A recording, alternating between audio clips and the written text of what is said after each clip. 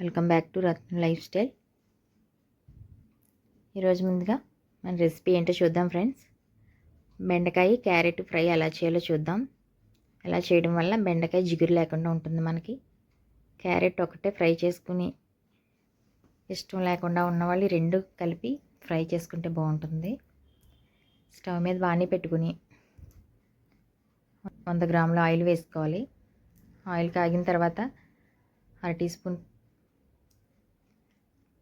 శనగపప్పు, 1/2 tea spoon మినప్పప్పు, ఒక 1/2 టీ స్పూన్ జీలకర్ర, 2 ఎండుమిర్చి, ఒక ఉల్లిపాయ చిన్న ముక్కలు, 2 రెబ్బల కరివేపాకు వేసుకుని వేయించుకున్నాం.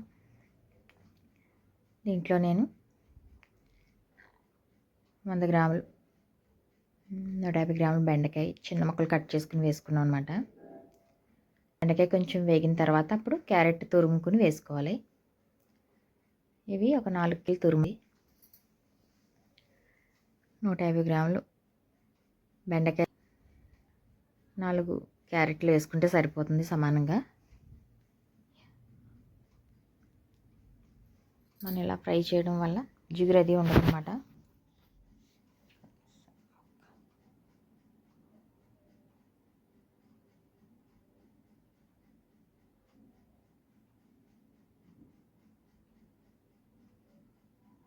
దీంట్లోనే టేస్ట్ తగ్గ సాల్ట్ వేసేసుకుని మనం ఫ్రై చేసుకోవాలి. మంటను మట్టుకు మీడియం ఫ్లేమ్లో పెట్టుకుని ఫ్రై చేసుకోవాలి ఫ్రెండ్స్.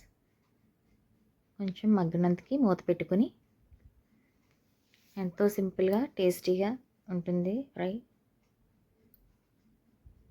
మీరు కూడా ట్రై చేసి మీకు ఎలా కుదిరింది మాకు కామెంట్ చేయండి ఫ్రెండ్స్.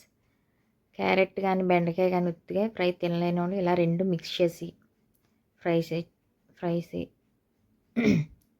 ఇలా రెండు మిక్స్ చేసి ఫ్రై చేసి చూడండి ఫ్రెండ్స్. మీరు ఈ ఫ్రై చాలా బాగుంటుంది. టేస్ట్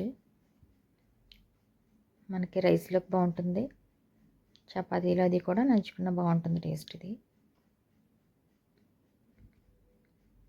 ఎంతో సింపుల్గా టేస్టీగా అయిపోతుంది. మనకు కావాలంటే కొంచెం కారం కూడా వేసుకుంటే బాగుంటుంది అనమాట. క్యారెట్ వల్ల తీపి లేకుండా ఉంటుంది, టేస్ట్ బాగుంటుంది. ఇది ఎంతో సింపుల్గా టేస్టీగా